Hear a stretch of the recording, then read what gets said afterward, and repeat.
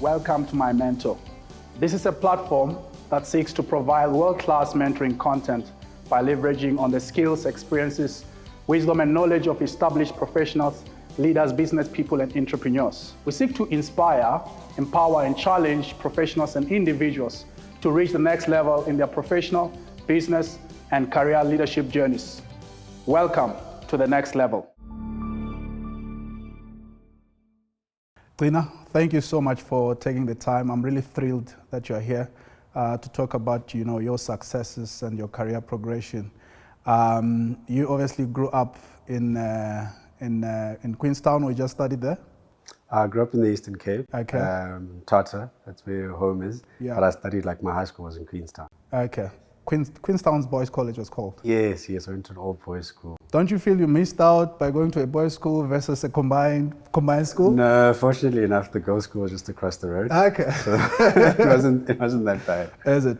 And were you a very sporting person in high school at all? It was quite interesting. When I was in school or high school, most of the time I was very academic. Yeah. I think it was only in high school I actually started taking sports seriously, because I went to the boys' school for my senior school years, and there they almost force you to do some sort of sport. You have to have a summer sport and a winter sport. Yeah. So whether you're interested in sports or not. And then through that, I actually discovered that I could actually do athletics. So I ended up doing long jump and triple jump, and I ended up being in first team athletics for it. So, but it was never something I actually prioritized. I was always doing, something academic, chess, or I was doing debating or public speaking. Those are things I focused on. Yeah.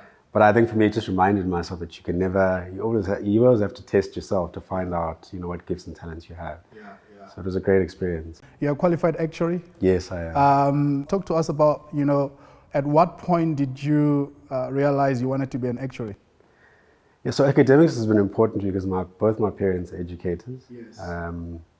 My mother has a master's, my father has a doctorate. He also studied overseas as well. So I grew up always knowing that, academics, and you need to take academics seriously. Yeah. My mother was also a high school principal. So it was already almost embedded in me that, academics is something that's quite important. My journey towards my career choice, I actually made the decision in matric. My mother had always wanted me to be a doctor. So her whole thing was that, you're smart enough. She'd always wanted to be a doctor, but because of our history, she didn't have the opportunity to do so. She always thought, you have the ability to do so.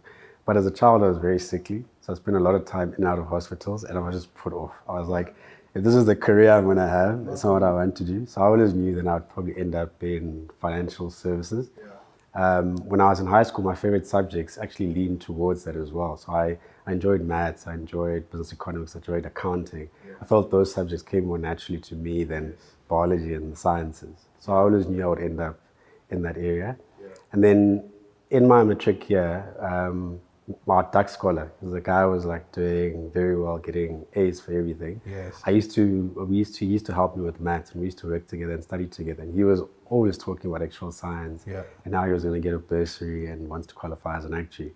And I think I took from that and decided for myself, let me, in going into financial and commerce, instead of doing a BCom or trying to go the CA route, let me try something different. Yeah. And also because it was aligned to mathematics, which I enjoyed, I thought, let me actually give it a try. Yes. And hence my journey started towards qualifying as an actuary. Did that guy end up as an actuary as well? Yes, he's qualified. He spent most of his time at Mutual because they sponsored him, but now he's actually started his own business and has moved on from that, yeah. Okay. And so in terms of when you went back to your parents and told them you wanted to do actuary, not medicine, did they know what actuary is all about? To be honest, my mother didn't know. And I also think sometimes even today, she's not sure. All she knows is that it's got something to do with maths, and I have to write a whole lot of exams to eventually qualify. Because on the road to qualification, I was working and studying. Yeah. So I'd always be telling her, no, I'm about to go write an exam. And our parents being spiritual people, they'd always be praying for you and encouraging you. So for her, it just sounded like this long journey to a qualification. Didn't understand what it actually does. And I think she found it interesting that it allowed me the opportunity to work in different companies, because actual science allows you to work practically across the whole of financial services because of the basic skills that you actually have, the mathematics of financials, the statistics and the accounting make you sort of adaptable to where you are, but you add the ability to also be a good risk manager, because actual science is all about managing risk. So it gives you quite a lot of diversity in terms of what you can actually do. What does the path to become a qualified actuary look like? I presume you have to get A's in maths and physics, and then after that, what happens? So you have to do pretty well in school. The most important subjects is mathematics and physics. You have to do quite well in that, and also English. And varsities over the years have become more and more stringent in terms of how many people they let in, because it is quite a difficult and rigorous course.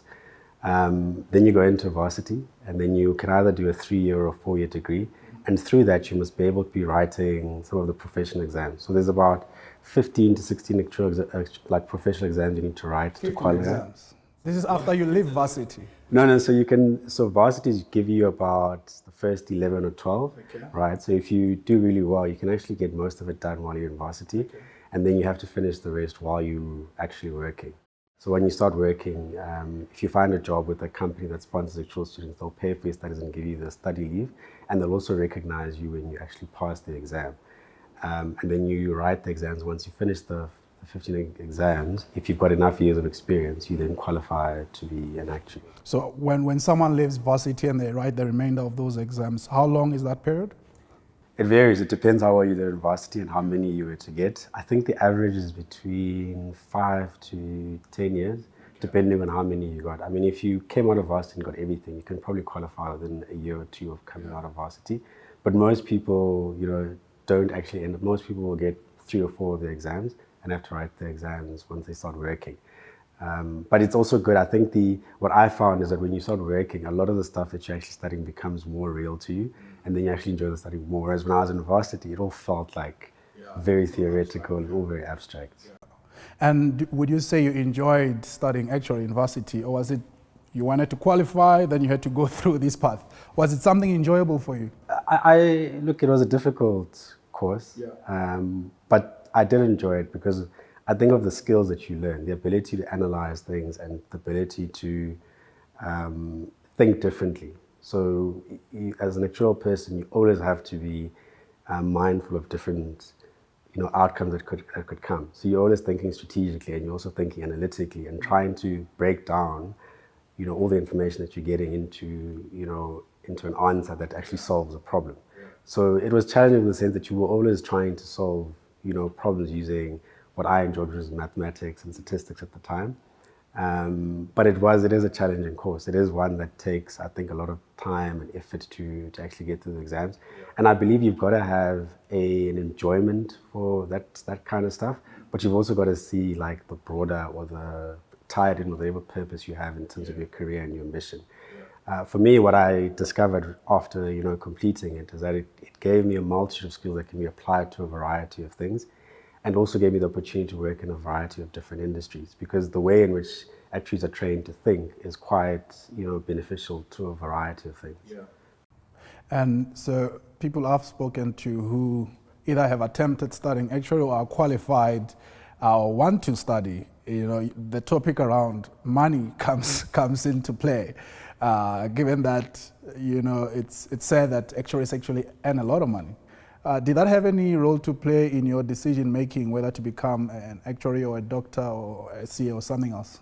I never actually thought of it, to be honest. When I chose a career, I never actually thought about money. I think I always had the belief system, and I think it also comes from my background. My parents were teachers, so a lot of what they did was to help people, and make an impact in people's lives. Growing up, when I'd walk with my mom, because she's a high school principal for many years, you'd always have students coming up to her to like come and thank her for the contribution they made to their scholastic year. So I think as a person, I was always embedded with the fact that your career has to make a difference. Because I could see the impact that people who had become doctors, accountants, or whatever would still recognize the impact that my mother had for maybe a year or two of teaching that she'd given them. So I only realized that there's potential actually to make, some sort of money out of it. I think when I was in varsity, when you start talking to people who've either studied the course or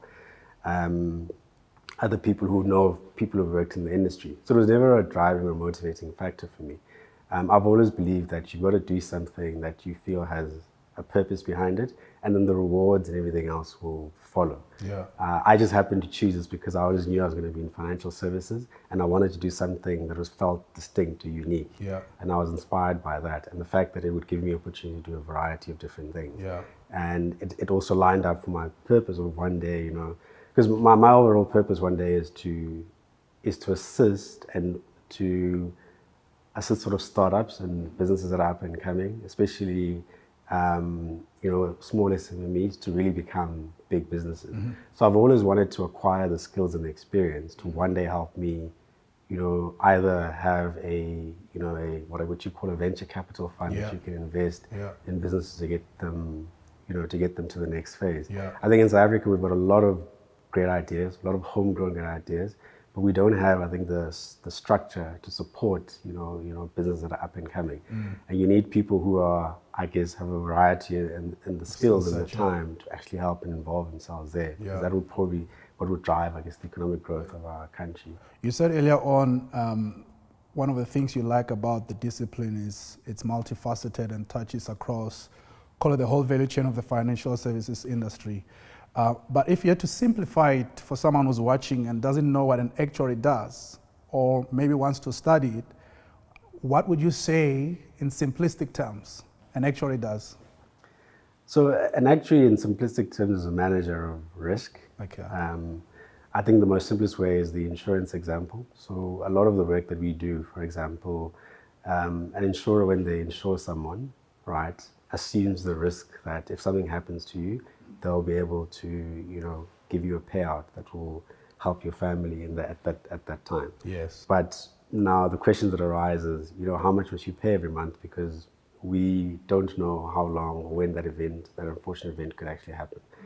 And then there's risk to that. So if we insure someone and something happens to them, the insurer could actually lose money. And at the same time, then they run the risk of not being able to fulfill that obligation to you.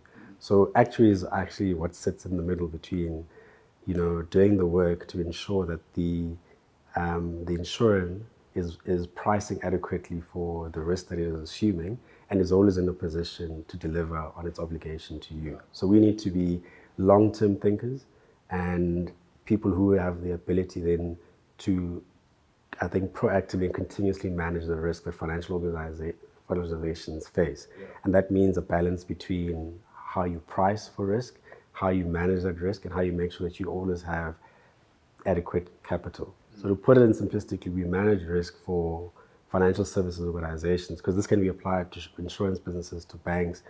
The same sort of thinking that we apply to risk can be used in various different industries. So that's really our core function.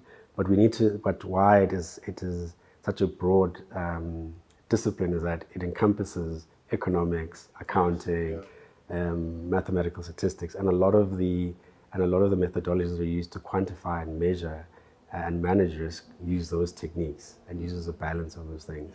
But actuaries nowadays are broadening into a variety of different fields. So I think you've all heard of people like Adrian Gore, who I think make being an actuary a lot more interesting than what a lot of people think it is, because when people think of actuaries, they think of numbers and people sitting behind a desk, you know, churning out and looking at just, you know, mathematics and statistics. But there's an element of what we do that also encompasses creating products and creating value for customers while understanding the risks that are inherent in it. So for me, it's basically, that's really what we do. We're basically risk managers. That's our core capability, but that can be applied to the management of, I guess, any sort of financial services entity. Talking about Adrian Gore, he's someone who started a business from scratch and grew it to become what it is today, a listed company. And you mentioned earlier on that part of your vision is to one day, you know, help small businesses become large businesses. Would you say Adrian is someone that you look up to, who's played some sort of a role in inspiring that vision that you have? So I would agree. I mean, if you, because he also studied what we studied, yes. You know, they're not, I think it's inspiring from the sense that you can actually see that even actual people have the ability to be entrepreneurs and build businesses.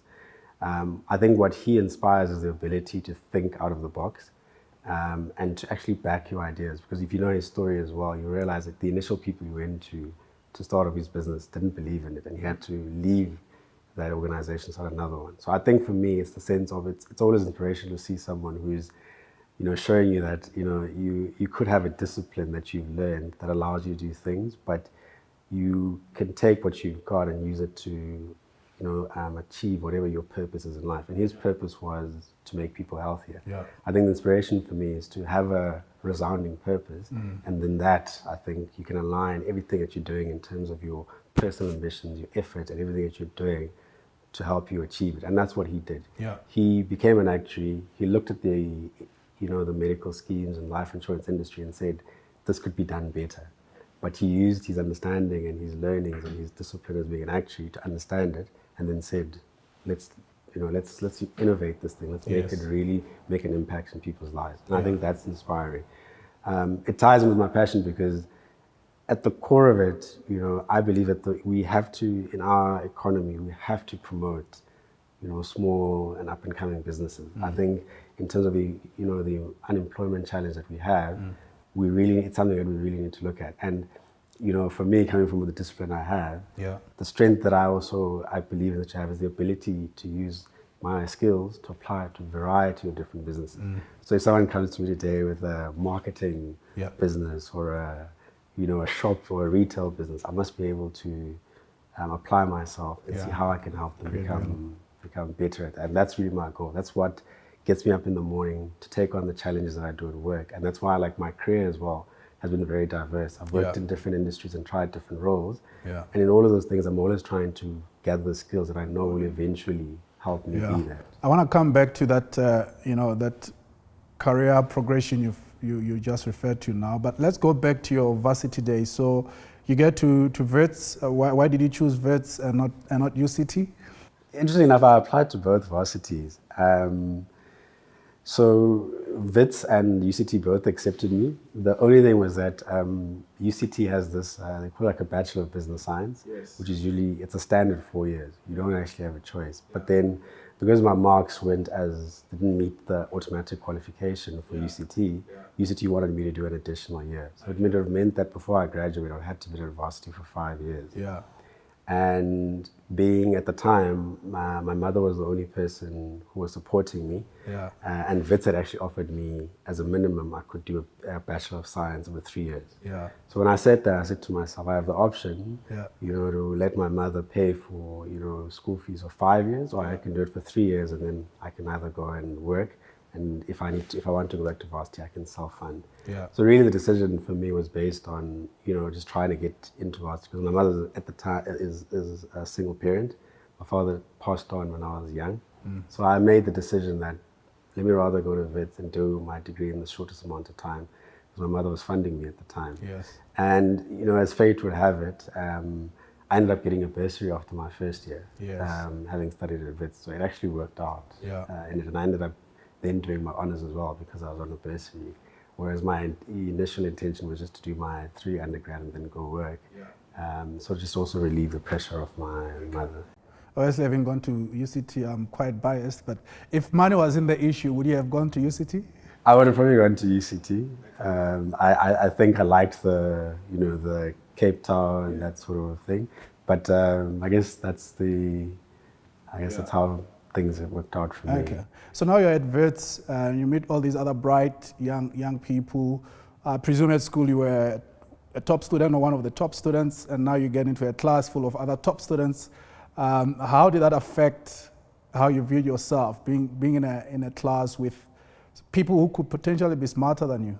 I think for me, and I think when you enter into disciplines like this where you walk into class and, you meet people who tell you that they had 8 A's and, they went to the best schools. I mean, I went to a good school, but it's not one of the best private schools in the country. And you meet these people and you sort of sit in this class and sometimes you ask yourself the question, are you in the right, discipline, right? But the one thing I did learn is that varsity in itself is probably the one place where you really come into your own and discover yourself. Yeah. Because when you're in school, you always have a structure. It's either your parents provide you with a structure. If you're like in boarding school like I was, you've got certain rules. You know that there's a certain time that you need to study or do these activities. So you're very structured. But varsity, you don't really have the same structure. And you have to decide once you've chosen whatever course that you're trying to take, whether you're committed to it and you want to see it through and you want to work through it. And I saw that in my class because a lot of students that came in with all the accolades from, their school battled because now they were actually doing something that really required them to have the discipline, put in the effort that maybe in the past they never had to do to achieve the results.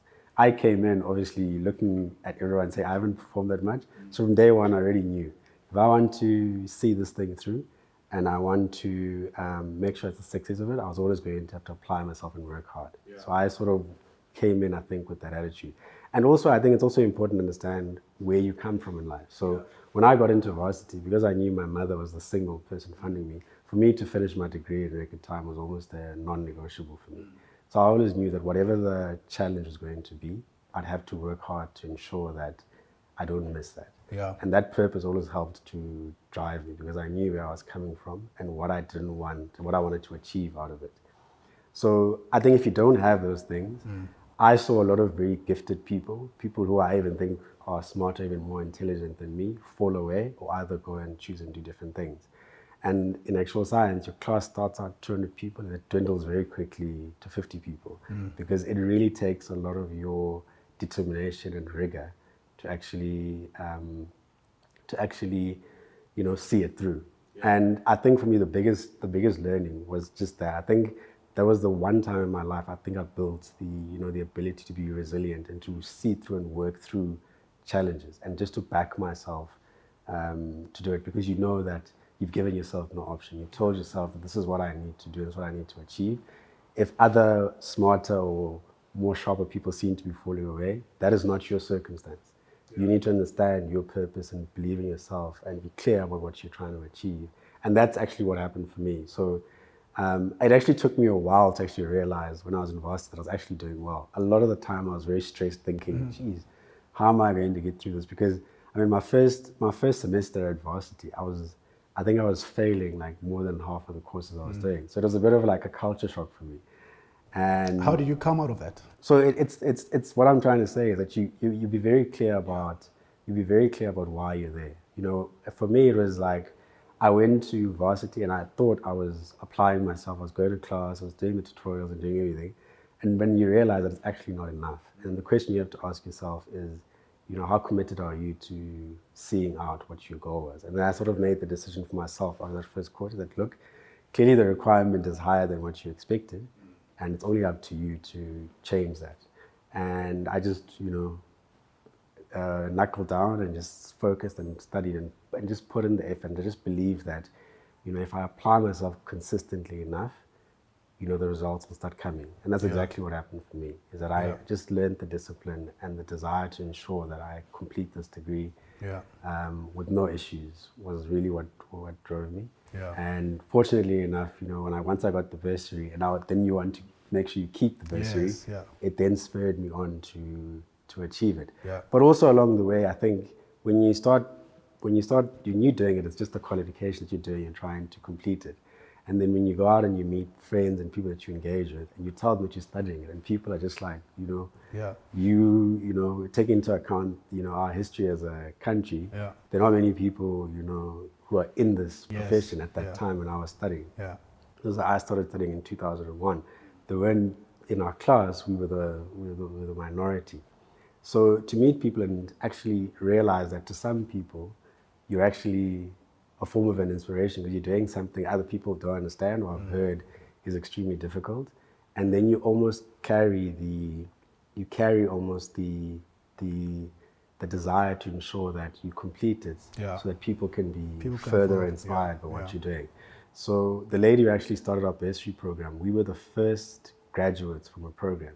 And that's what she would always say to us. She says, you guys are a small group. My desire is that over time, from this program, we will contribute to changing the demographics of the actuarial profession. right? And you guys are the first of that. So when the next generation comes in next year of bursary students, they're going to look to you. Yeah. So your success will inspire them Yeah. to complete their qualification. And that's what I need for you guys. So we almost were a community. And who was the bursary with? It was South African Actuaries Development Program. Okay. It was actually Cyril's brainchild. So at Okay. some point, Cyril, I think, was on the board. He was chairman of SASRIA. Yeah. And then I think there was a stat that was shown to him about the number of, the demographics of the actual profession. And he said something needs to be done.